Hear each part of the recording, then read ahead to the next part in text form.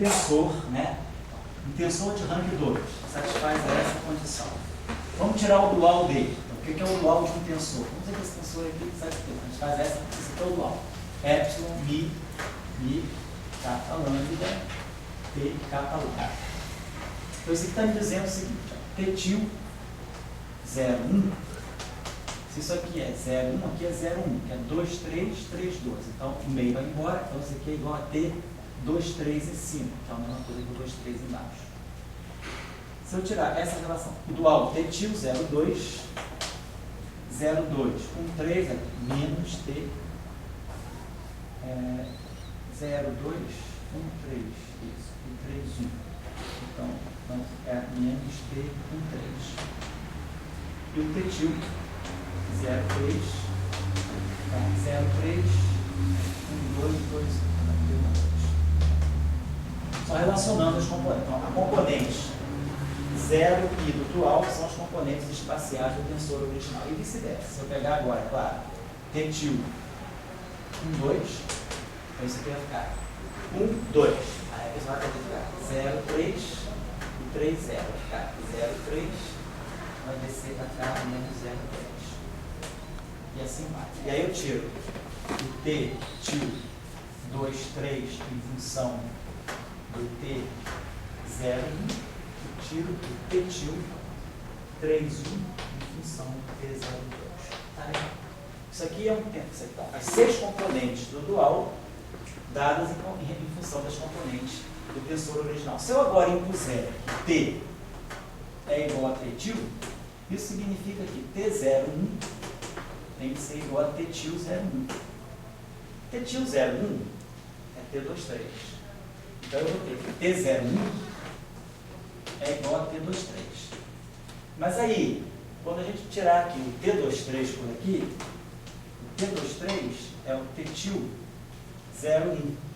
Tem um sinal, vai aparecer exatamente um sinal que vai demonstrar que tudo isso é zero. Então, quando a gente põe essa condição de autodualidade no espaço de Minkowski, eu posso ver componente a componente, ou então eu posso ver de uma forma geral. Quando eu encontro essa condição, T mini igual a T til mini. Se eu tirar o dual dessa relação, o dual vai me dar o seguinte, o dual de T mini vai me dar o dual do T mini. Tá? Estou impondo a condição de autodualidade. Aí agora eu estou tirando o dual dessa relação. O dual do lado esquerdo é igual ao dual do lado direito. Mas o que é o dual do dual? O dual do T mini é um meio de F, mi, kappa lambda, T til, kappa lambda. Isso aqui é o dual do dual. O dual desse cara aqui é um meio de F, mi, kappa lambda. Agora, quem é esse cara aqui? É um meio de F, mi, kappa lambda, epsilon, kappa lambda, possível, reduzido. Mas aí, usando aquela nossa relação de contração entre epsilon, aparece um sinal, aparece um menos 2. E aí a gente mostra que o dual do dual, no espaço de Minkowski, vale essa relação. O dual do dual de T mini não é T mini, é menos T mini. Por causa da métrica de Minkowski. Então, se eu puser essa condição, que é uma condição de autodualidade, e tirar o dual dela, eu chego a uma contradição. Se eu chego a uma contradição, não, eu chego porque a tensor só pode ser zero. Se eu sair daqui para cá, então isso aqui é menos T mini. Mas pela definição, se eu estou dizendo que isso aqui é autodual, esse cara aqui é T mini. Então eu mostro que T mini é menos T mini. Então a condição de autodualidade do espaço de Minkowski, ela só é verdadeira se o tensor for trivial. Então eu não posso ter tensores autoduais do espaço de Minkowski. Eles são sempre triviais. Por causa da métrica do espaço de Minkowski. Eu posso ter isso no espaço euclidiano, mas não no espaço de Minkowski. Então a saída que se tem para isso é impor uma condição de autodualidade com um fator I. Pega-se um tensor T mini, a partir desse tensor T mini eu construo o dual dele, beleza? Aí eu pego esse tensor, somo 1 vezes o seu dual. Nada demais, construo um tensor antissimétrico de rank 2 complexo. Agora, se eu impuser essa condição, detilmini igual a mais ou menos I delini, eu não ganho que o tensor é trivial. Então, se eu impuser ou essa condição, eu mostro que esse tensor que satisfaz essa condição ele tem 3 componentes independentes, e não 6. Eu te mostro que D0, 1, eu mostro que D1, 2, D2, 3 e D3, 1 são escritas em função de D01, D02 e D03. Então, ele só tem 3 componentes independentes. Então, esse é o significado dessa representação do grupo de Lorentz. Quando a gente pegar a representação 1,0, ela é a representação onde estão sentando, estão morando os tensores antissimétricos complexos de rank 2 e que satisfazem essa condição de dualidade.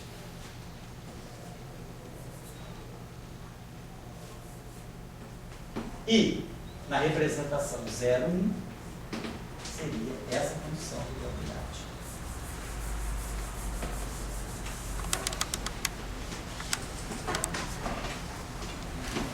Tá? Não preciso que vocês... Isso é fácil, não é complicado. Eu só estou mostrando e vocês pensarem um pouquinho mais, tá bom?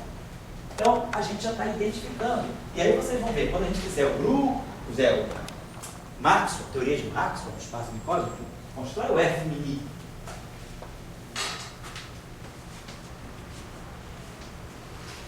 Esse F mini é um tensor de rank 2. Ele tem um campo elétrico e tem um campo magnético. Ele não é autodual. Né? Porque eu sei que se eu fizer F, se eu passar de F para F til, o E vai em B e o B vai em menos E. Claro, se o tensor de Maxwell fosse autodual, eu não teria nem campo elétrico nem campo magnético. E seria 0 e B seria 0. Então, o tensor de Maxwell não pode nem ser autodual. Mas, esse tensor de Maxwell, ele então, ele mora, ele não está nem aqui, nem aqui.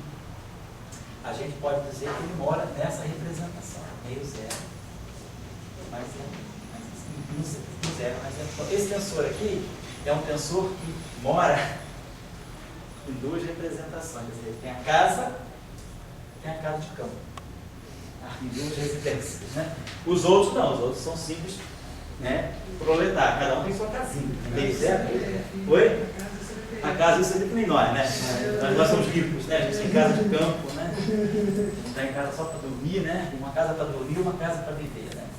Então tá legal. É isso aí, tá claro para vocês a discussão? Tá bom? Então, nós estamos fazendo isso a partir da representação espenorial do grupo de Lorentz. Na próxima aula nós vamos apurar um pouquinho mais essa discussão. Tá, então isso aqui, essa relação aqui, essas relações aqui são, acho que vão dar os geradores. Eu vou deixar um exercício para vocês trabalharem, então, para aplicarem essas ideias aí.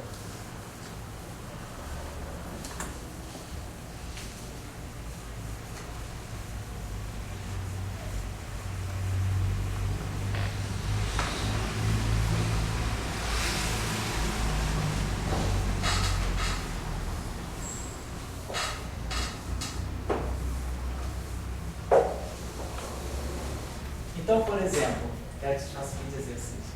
Quando a gente pegou o AMI, está na representação meio-meio. A gente entendeu por que os vetores moram nessa representação. Depois pegar um outro vetor, BMI, que também está na representação meio-meio.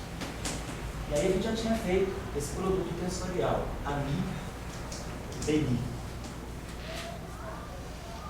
Esse AMI, BMI, ele, na verdade, é isso que eu estou fazendo. Eu estou fazendo meio, tensorial, meio. Certo? Então, esse meio com meio nós sabemos. Meio com meio dá 0 e 1 do setor J. Meio com meio dá 0 e 1 do setor K. Então, tudo que vai dar aqui vai ser 0 com 0. 0 com 1. 1 com 0 e 1 com 1. Então, essa representação tem dimensão 1, 3, 3, e aqui tem 1 com 9, 3 vezes 3, 9. Então, essa representação aqui é 4 vezes 4, aqui eu tenho 16 componentes, E aqui eu tenho 1, 3, 4, 3, 7, 7, 9, 16. Então, as 16 componentes estão organizadas num escalar. Tensor antissimétrico de rank 2 dual, tensor antissimétrico de rank 2 anti-alto dual. E aqui a representação em 1 tem 9 componentes. Que deve ser, então, eu queria que vocês vissem, que eu quero que vocês vejam é que a parte simétrica, nós tínhamos estudado, o objeto simétrico, S em I, ele está aqui, ó, 0, 0, mais 1, 1. E a parte antissimétrica, que é o A em I, ela está aqui, ó, no 0, mais 0.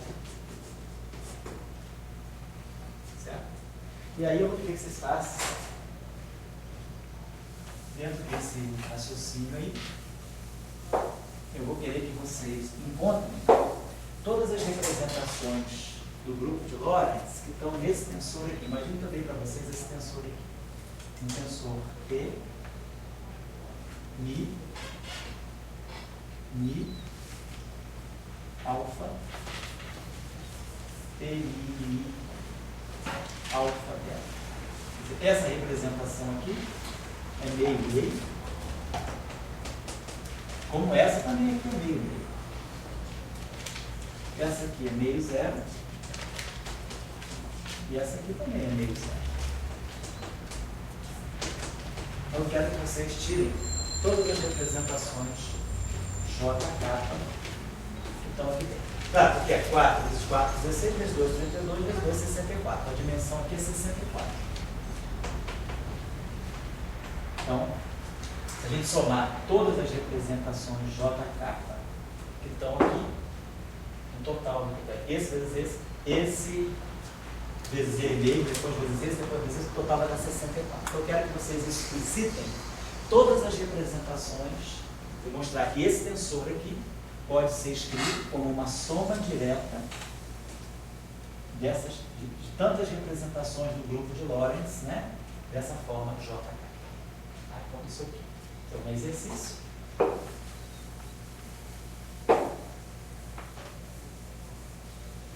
O outro exercício é mostrar que, se o espaço é euclidiano, nós estamos no espaço euclidiano quadridimensional, e aí, claro, nossa métrica, o nosso Levi-Tivita é epsilon e j, kappa L, 4 índices, mas agora eu estou no espaço euclidiano. Mostrar, então, que essa relação de dualidade, que eu posso impor a condição de dualidade, quer dizer, que o T til e J igual a T e J é possível. A gente está querendo mostrar que no espaço euclidiano quadridimensional, eu posso definir tensores autoduais. Eles não dão zero. No espaço unicórnio dão zero por causa da relação de zero. Levi-Tivita vezes Levi-Tivita dá menos 1, não dá 1. No espaço euclidiano, Levi-Tivita vezes Levi-Tivita dá 1, não menos 1. Vou então mostrar essa relação, mostrar esse resultado. Isso é importante para quem vai estudar instantes, porque são soluções autoduais. Então, no espaço euclidiano. Deixa eu ver o que mais que eu posso dar para vocês fazerem aí, que são os espaços de Lorentz. Mais um trabalhinho só.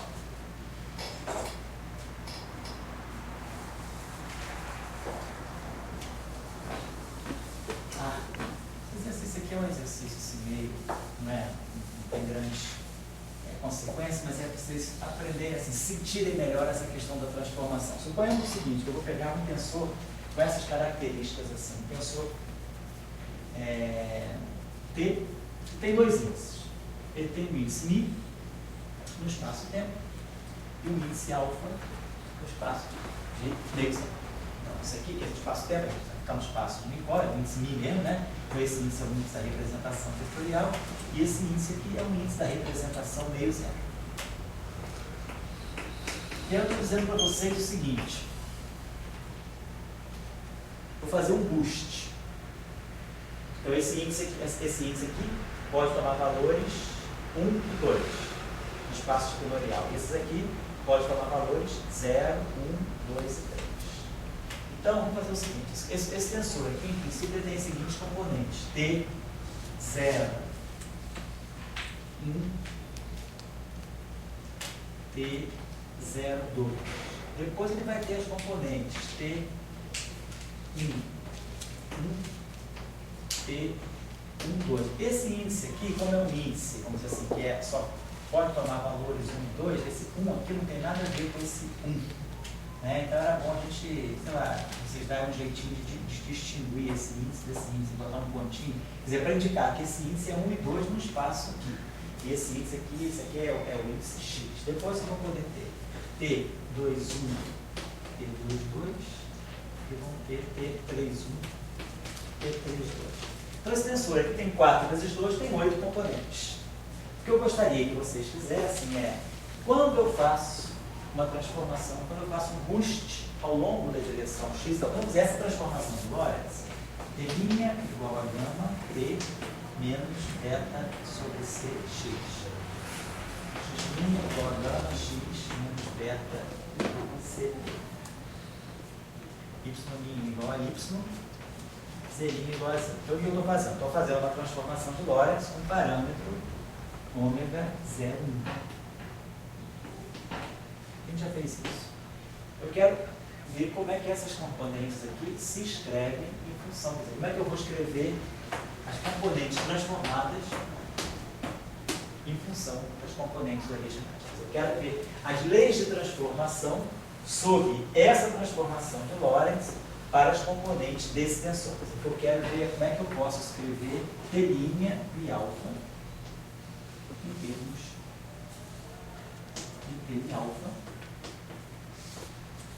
para um boost em X. Como é que ficam as leis de transformação para esse campo aí, para esse tensor? Misto.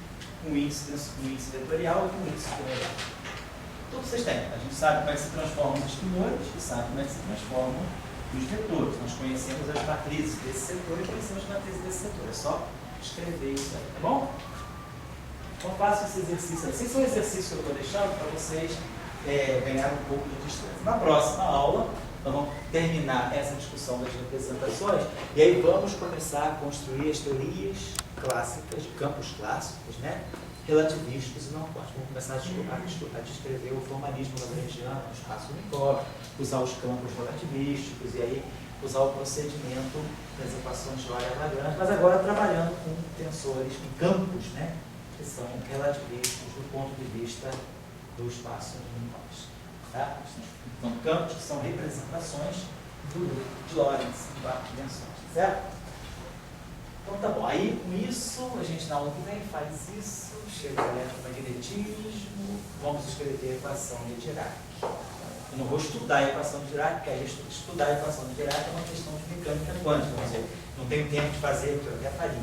Eu quero estudar mais um aspecto de construção de equações para campos clássicos. Daí, com isso aí, vamos começar então a estudar a questão das simetrias, do tensor de energia e momento, e aí agora estudar a questão do spin, um pouquinho mais em detalhe a questão do spin na relatividade, o spin dos campos, o tensor do spin.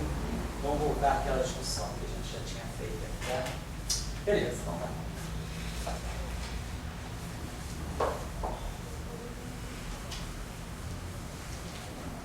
Tá liberado. Vamos nocauteá-los?